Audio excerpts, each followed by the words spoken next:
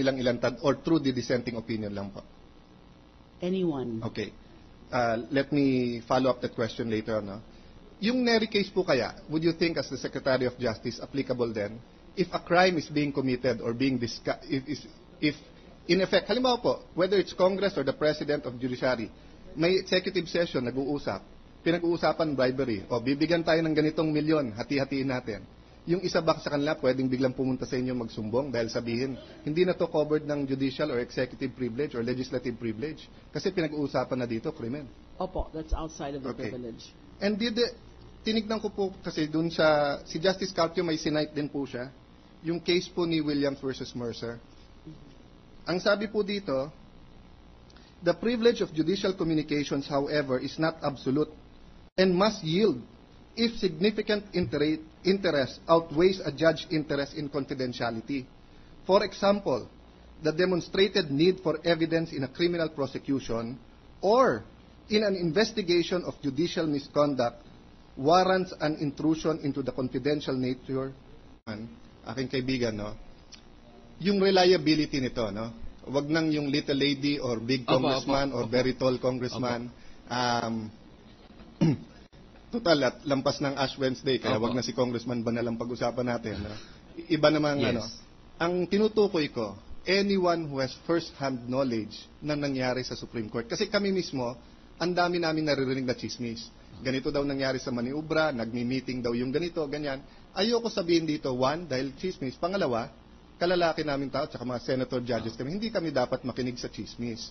But I was listening to the Defense Counsel, and I was listening to Senator Miriam and the Senate President, yung sinasabi nila, eto yung dissenting opinion, pero meron ibang opinion na sinasabi, iba nangyari. So gusto ko malaman, kasi tingin ko hindi nyo ipa-file tong impeachment at itong ground na to, na wala kayong mas solid na basihan na credible na nagsabi sa inyo kung ano nangyari doon. Actually po, maliban sa paglabas nito sa media at the time na in-issue ang TRO, ako po, wala po akong, hanggang ngayon po, wala po akong personal knowledge po na may isang may personal knowledge sa loob na nagsabi sa akin. Pero gusto ko lang po i-stress, we don't even need to go there. Just look at the 4 records po. Yung decision ng November 22 at yung ongoing opinion. Gusto ko lang po, yung tanong ko po kahapon, maraming nasagot ngayon, loud and clear yung mga circumstances, yung mga pinakita na alleged irregularities, narinig, loud and clear po yan today. Ang question ko po, at sana i-consult nyo yung mga kasama mo, yung kung nandyan si Congressman Tupas sa likod. Kasi po, I don't think it's a violation eh. If a justice or an employee comes to you and said, this is an impeachment case, judicial misconduct is an exception. So, can you consult them and ask, meron bang justice? Let the Senator continue. Thank you, sir. May I pursue just this point and ask them to consult Congressman Tupas or Congressman Abaya or any of their... Meron po bang justice or mataas ang katungkulan sa Supreme Court na nagbigay sa inyo ng reliable information that you depended upon it para tumindi ang belief nyo na may maniubra sa TRO na to? Wala po kaming alam and we're going to ask them also. Please. Pero sinisigurado ko po, wala pong lumapit sa amin. The newspaper accounts, the records itself are very clear po. No, I understand that. The reason I ask is may statement ang presidente na pag hindi na-impeach, yung kanyang paghabol sa korupsyon, yung kanyang laban sa dating Pangulo sa mga corrupt, maapektuhan kasi baka panay ganito mangyayari. And it's obvious na, I don't know if that's true or not. If it's true, obviously hindi gagalaw ang Supreme Court ngayon na may impeachment after yan. If it's not true, it's unfair to them. But I think it's relevant to us to know whether you have that information. So let me stop there and can you consult your team, the impeachment team? They're actually signaling me, Your Honor, wala silang nakausap. Pero idugtong ko lang, tama po kayo. Wala pong masama dyan. Hindi ito katulad ng iba pang mga acts na may batas na nagsasabing bawal yan. Ito po ay isang issue ng accountability, and for us, in fact, we would encourage people to give us information. Hindi, dahil humingi kasi kayo ng supina na ipatawag ang mga justices at yung records nila. Opo. So, hindi nyo naman siguro hingin yon na wala kayong konting knowledge man lang kung ano sasabihin nila o kung ano nandun. Hindi naman naniniwalang tatawagin nyo, tapos pagdating dito, ang sasabihin nila, baliktad. So, malinaw po sa dissenting opinion, malinaw po sa concurring. Ang basihan nyo ng paghingi ng supina, yung dissenting opinion. So you want them to elaborate You want Justice Sereno and Justice Carpio to elaborate on that. Hindi lang po. Pati concurring opinions po. Actually, ang pinakamalaking ebidensya namin is the concurring opinion of Justice Velasco and Justice Abad. Ganito po, if I may be given lang po. Noong November 22, may desisyon daw ang Korte Suprema na sabi ng 6 na maestrado, I'm not yet counting Justice Abad, 7 maestrado, na suspensive ang kondisyon. Klaro po yan. So, pero si Justice Abad later on lumipat So, 6 lang muna. So, ang naalala ng 6 po, nung November 15, nung nag-usap tayo, suspensive ang kondisyon. Ibig sabihin, tuparin mo muna ang kondisyon bago ka makaalis. Ngayon, pwede nating sabihin, minority sila, kaya lang sinabi yon. Pero ito po ang crucial. Sabi ni Justice Velasco sa kanyang concurring opinion of December 13, totoo yan. Yung pinag-usapan natin noong November 15, suspensive talaga ang kondisyon. Kaya lang, sabi niya, nagbayad na sila noong gabing yon, so naging moot na ang issue. Ibig sabihin po, 7 justices on the record without even any witness are saying na ang desisyon natin ng November 15, suspensive ang kondisyon.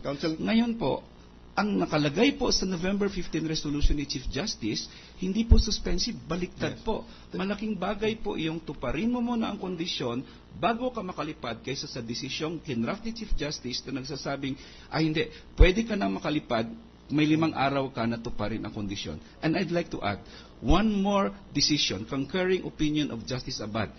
If you look at the concurring opinion of Justice Abad, part siya ng majority, the operative word there is realized.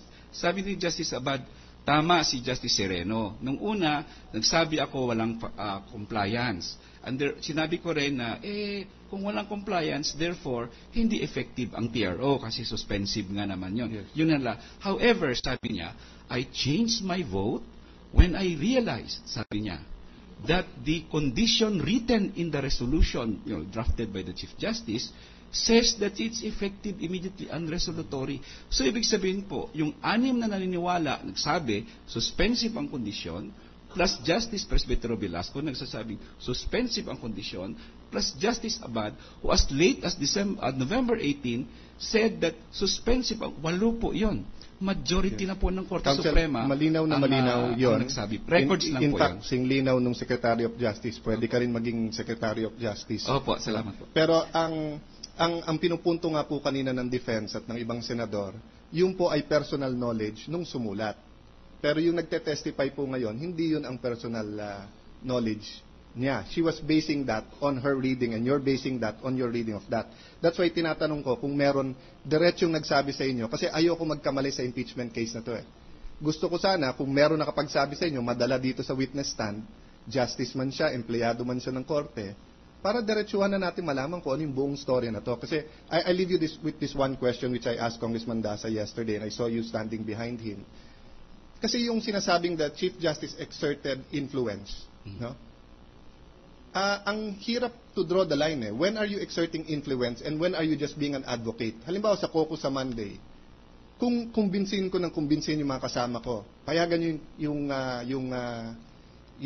supina. O payag ako sa sinabi ni Senator Sani Trillanes. Is that influencing na minamaniobra ko na yung kapwa senador? Or is that simply advocating? Because you expect the justices to precisely advocate their stand. So that's why nanalo yung majority because someone was more persuasive than the others. But ang gist ko, sa yung sinabi nyo kahapon, hindi to ordinaryong advocacy.